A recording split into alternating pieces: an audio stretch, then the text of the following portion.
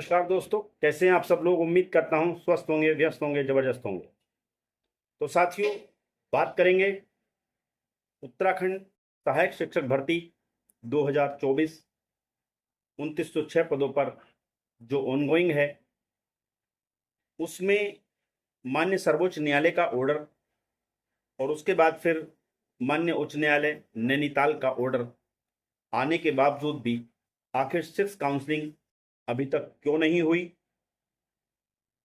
क्यों उसको लेकर के शिक्षा विभाग ने अभी कोई डेट अनाउंस नहीं की है, आखिर इसके पीछे सरकार की क्या मंशा है, ये अपने आप में एक सवाल है। और साथ ही क्या ये उत्तराखंड सरकार माननीय न्यायालय से अपने आप को ऊपर समझती है, इन्हीं सभी बिंदुओं पर आपके साथ इस वीडियो के माध्यम से चर्चा करूंगा। आप सभी से निवेदन है, वीडियो में अंत तक जुड़े रहें। और साथ ही आप सभी साथियों का स्वागत है आपके चैनल गेट सॉल्यूशन में। और उन सभी साथियों से निवेदन है जो चैनल पर पहली बार विजिट कर रहे हैं, वो चैनल को सब्सक्राइब कर लें, बेल आइकन को हिट कर लें, ताकि इस संबंध में आने वाली या शिक्षा जगत से जुड़ी जो भी छोटी बड़ी अपडेट हो वो आप तक समय से पहुंचती रहे। तो साथियों, जैसा कि आप जानते ही हैं, 5 मार्च 2025 को माननीय सर्वोच्च न्यायालय ने जो उत्तराखंड की ट्रांसफर पिटीशन वाली याचिका थी, उसकी सुनवाई करते हुए इस ऑनगोइंग भर्ती में आवेदकों को शामिल करने का आदेश दिया था, और जिसमें उन्होंने टाइम बाउंड किया है सरकार को कि 3 महीने के अंदर, यानी कि 5 मार्च से 3 महीने के अंदर आप जो आवेदक हैं उनको 6 काउंसलिंग में शामिल कीजिए, और जो योग्य उम्मीदवार पाए जाते हैं, अभ्यर्थी पाए जाते हैं, उनकी आप नियुक्तियां कीजिए। वो 3 महीने का टाइम बाउंड दिया हुआ है। आपने हाल ही में देखा, जो मामला माननीय सुप्रीम कोर्ट में ट्रांसफर पिटीशन के माध्यम से गया था, यानी 24/19/2024 जो केस विश्वनाथ जी वाला था, उसमें और भी कई याचिकाएं टैग हुई और उनकी जो महत्वपूर्ण सुनवाई हुई, और उसमें माननीय उत्तराखंड हाई कोर्ट का भी जो निर्णय आया, उसमें भी उन्होंने नियुक्तियों के लिए और प्रक्रिया में शामिल करने के लिए आदेश पारित किया हुआ है। तो आखिर दो ऑर्डर आने के बाद भी, माननीय सर्वोच्च न्यायालय का ऑर्डर आने के बाद, फिर माननीय उत्तराखंड हाई कोर्ट का ऑर्डर आने के बाद भी उत्तराखंड सरकार या शिक्षा विभाग अभी तक 6 काउंसलिंग नहीं करा पाया है। नहीं उसकी कोई डेट सामने आई है कि कब से वो 6 काउंसलिंग होने जा रही है। तो आखिर इसे क्या समझा जाए, सरकार की आखिर मंशा क्या है, आखिर सरकार चाह क्या रही है, ये अभी समझ में नहीं आ रहा है।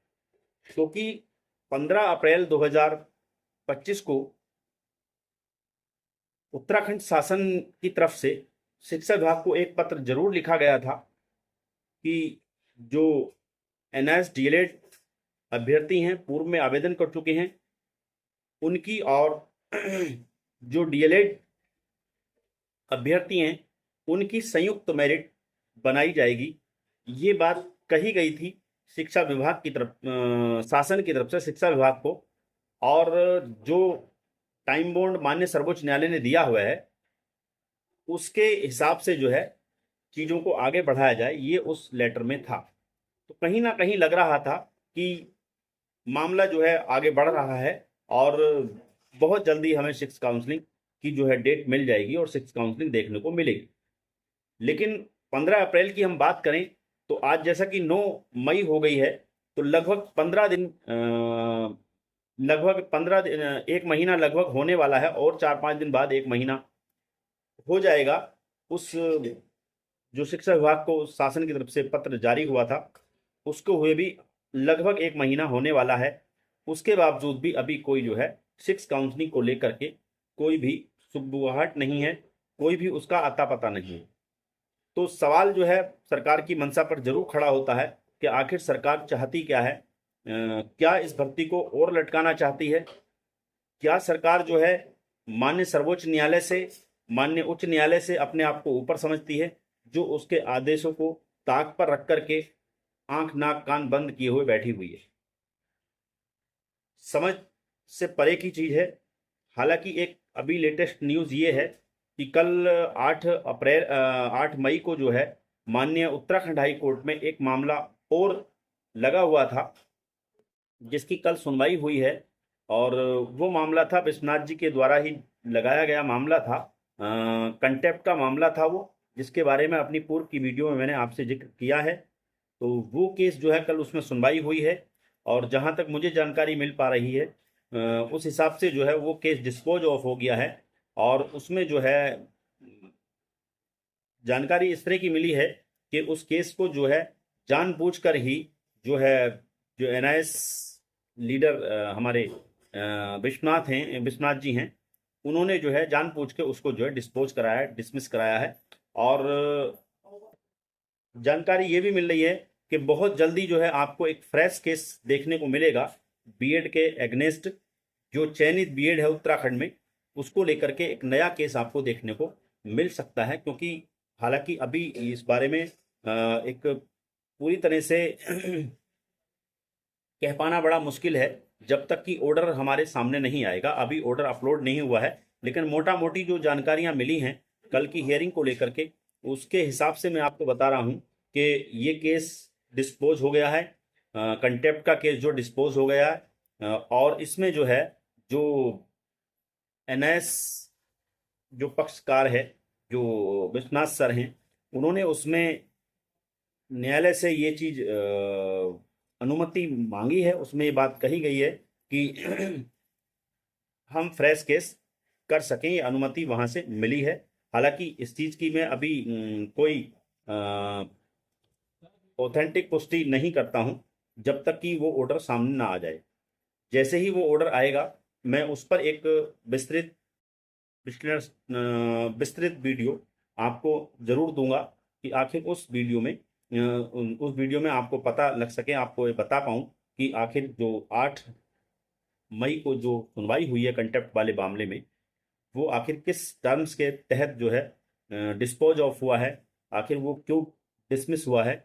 वो सारी चीज़ें तभी पता लग पाएंगी जब हमारे सामने कोर्ट की ऑर्डर कॉपी होगी। तो साथियों, बात वही है कि सरकार क्या न्यायालय से अपने आप को ऊपर समझ रही है, जो उनके दोनों आदेशों को उसने अभी तक ताक पे रखा हुआ है, और जो टाइम बॉन्ड है उस हिसाब से अभी चीज़ें जो आगे बढ़नी चाहिए थी, वो बढ़ती हुई दिख नहीं रही हैं। हालांकि उम्मीद यही करते हैं कि अगर सरकार के मन में कहीं ना कहीं अगर इस बात को लेकर के थोड़ा भी अगर चिंता हो कि अगर हम इन दोनों ऑर्डरों का पालन नहीं करेंगे, तो हमारे ऊपर दोनों ही कोर्ट में कंटेप्ट का मामला चल सकता है। और कंटेप्ट यानी कोर्ट की अवमानना का मामला दोनों ही कोर्ट में चलाया जा सकता है, चाहे वो माननीय सुप्रीम कोर्ट में चलाया जा सके, चाहे उत्तराखंड हाई कोर्ट में चलाया जा सके।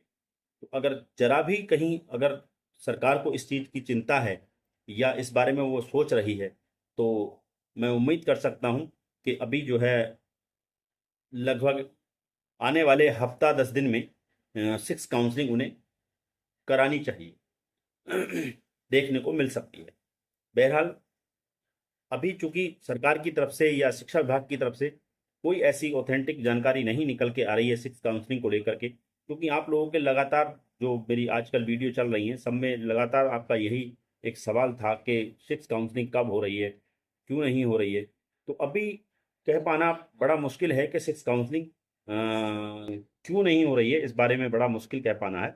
लेकिन अगर सरकार के मन में कहीं ना कहीं अगर भय हो कि कंटेप्ट का मामला बन सकता है उन पे, और एग्जैक्टली बनेगा, अगर ये इसको 3 महीने के अंदर इम्प्लीमेंट नहीं करते हैं, यानी कि 5 जून तक अगर ये जो एनएस डीएलएड अभ्यर्थी हैं उनको शामिल करके उनको नियुक्तियां नहीं देते हैं, तो जाहिर सी बात है ये कंटेप्ट का मामला बनेगा।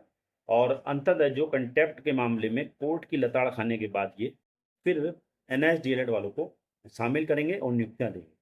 लेकिन हम अपनी सरकार से उम्मीद करते हैं कि शायद इन सब चीज़ों की ज़रूरत ना पड़े, और उससे पहले ही ये जो है हफ्ता 10 दिन में 6 काउंसलिंग हमें देखने को मिले और जिन लोगों का हक बनता है इस भर्ती पर उन लोगों को उनका हक मिले, नियुक्तियां मिले। तो साथियों, ये कुछ पॉइंट थे जिनको मैंने आपके साथ साझा किया है। उम्मीद करता हूँ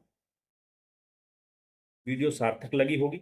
अगर सार्थक लगी है तो अपने दूसरे साथियों तक भी इस वीडियो को साझा करें, लाइक करें, कमेंट करें। वीडियो में आप अंत तक बने रहे, इसके लिए आपका बहुत बहुत धन्यवाद। आगे जो भी अपडेट होगी उसको लेकर के फिर आपके बीच उपस्थित रहूंगा। तब तक के लिए साथियों, नमस्कार। आपका दिन बहुत बहुत शुभ हो।